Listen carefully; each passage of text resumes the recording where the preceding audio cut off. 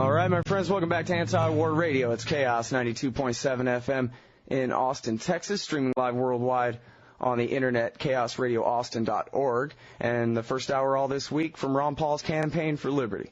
I'm Scott Horton, and introducing our first guest today, it's Lew Rockwell. He's the proprietor of LewRockwell.com, the president of the Ludwig von Mises Institute, the center of the Austrian School of Economics in this country, and a regular guest on this show. Welcome back, Lew. Scott, great to be with you. Well, it's great to have you on the show here again. So I've been interviewing your guys, the Ludwig von Mises Institute crew, all week here about the economic crisis. And I thought I'd like to get you on here to talk about a little bit of historical context. And here's where I'm going to start, Lew. Thomas Jefferson said, I think it was in a letter to John Adams when they were old men and friends again, he said, I, sir, like you, believe that banks are even more dangerous to our liberties even than standing armies. And he also said, and I'm roughly paraphrasing here, what I think amounts to the Jeffersonian theory of the business cycle. He said if the banks, and I believe he was in context talking about Alexander Hamilton's plan to combine the banks with the national government, and in his plan he said, if the banks ever are allowed to control the creation of currency, they will, by a process of inflation and deflation, they and the corporations which grow up around them, will confiscate all the people's wealth until they find themselves homeless on the lands their fathers conquered. And I wonder, what could it possibly have been in American history up until that point, that even in the era when Thomas Jefferson was still alive and complaining out loud about things, that he already understood that somehow there was an inherent problem with banks issuing currency? Well, he knew from experience. Jefferson was, by the way, a very serious student of economics. If you look at his library at Monticello, I mean, this is a man who translated J.B. Say into English. I mean, he was a very, very significant intellectual. And by the way, I want to mention Albert J. Knox's great biography of Jefferson. It's short, maybe it's 150 pages. You can get it from Mises.org. It's the most interesting study of Jefferson. What a great musician he was, what a great linguist he was, what a great historian and economist. I mean, he really was just a very significant intellectual figure of a sort that, how shall I say, has not exactly populated the American presidency since. And he knew his economics, and he knew that banking, that is, and he was talking about two kinds of banking. He was talking about fractional reserve private commercial banks, that is, banks that, in effect, inflate by loaning out the money that they're supposed to have there for their depositors, and therefore create an inflationary process. But there's a limit to this when it's just commercial banks. They really need a central bank of the sort that Hamilton advocated to act as the lender of last resort and to try to protect them from going bankrupt when they should go bankrupt. And he knew that these institutions, by and large, were always lobbying and advocating for bigger government, and that the companies that benefited from these banks were also in league with the advocates for bigger government. And so he was exactly right. Whether they were worse than standing armies, I don't know, but they definitely go hand in hand with standing armies. So that we see in the history of America, if, for example, we'd not had a Federal Reserve as established in 1913, in my view, the U.S. never could have been involved in the wars it was involved in the 20th century.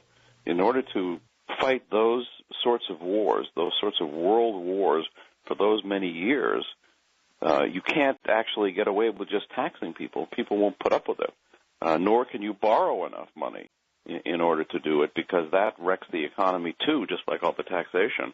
So there are real limits to what government can do in every area, especially in its favorite area of property destruction and mass murder, sometimes called war.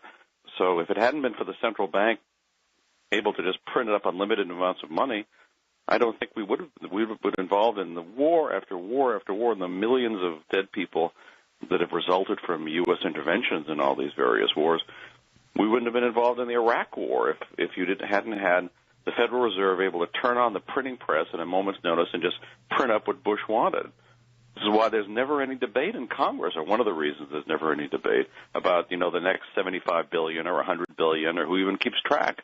for these monstrous efforts in Afghanistan and in Iraq because there's a central bank. So the whole notion of government-connected, and banks have always had an unfortunate relationship with government. The government-connected commercial banks, big banks, especially as backed by a central bank, really is a recipe for disaster in terms of promoting warfare, in terms of promoting big government, in terms of the Hamiltonian agenda versus the Jeffersonian agenda, and, of course, in causing the sorts of terrible crises, although this is more a government crisis than a crisis for Wall Street than it is for the rest of us, but in causing these booms, artificial booms, and then ultra-real busts. Well, now, Thomas Jefferson, this is the issue which caused him to resign from the first Washington administration, his position as the first Secretary of State of this country, right? It's great to read Jefferson. There's any number of good collections of his writing. He really was such a wise guy. I mean, he really was just an amazing man, and he was building also on what was the history of the United States and of the American colonies. In fact, long before he's writing to John Adams in his old age. Mm-hmm. I mean, we had terrible paper money inflations in the colonies. The first of them, Murray Rothbard points out in his wonderful book called What Has Government Done to Our Money, which is sort of the first thing to read if you want to begin to understand issues of money and banking. It's short, it's brilliantly written, compellingly written like everything of Murray's. It's available for free on Mises.org. You can read it in PDF or you can buy a copy. And also Murray's History of Money and Banking, which is also available for free reading on PDF on Mises.org, or again, buy it. I certainly recommend having your own copy. But in the 17th century, the colony of Massachusetts used to earn money, if earn is quite the word, by sending up expeditionary forces to attack the people in Quebec, of course, with the French colonists versus the American colonists.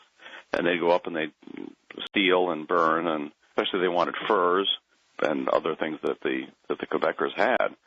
So this went along fine by the standards of the Massachusetts colonial government and its army, until one year they were totally defeated. And so they all come back, and in the past they had gotten a share of the loot as their pay. Well, now there was no loot, and the colonial government had no money, and as Murray points out, if there's anything that makes politicians nervous, is a bunch of armed men standing around wanting to get paid, and there's no money. So somebody came up with the bright idea of, hey, let's just print it. So they printed up paper money, and it was only going to be just enough of an issue to pay the soldiers, and that these notes would be redeemed in specie, that is in gold or silver, after 1 year. Well, the government, as I guess maybe is the case for any counterfeiter, said, hey, this is great. We just, let's pay all our bills this way. So eventually, they're spewing out the paper money. All gold and silver, in effect, went into hiding because people didn't want to use the real money when they could use the paper money. It's coming out at a tremendous, prices went crazy.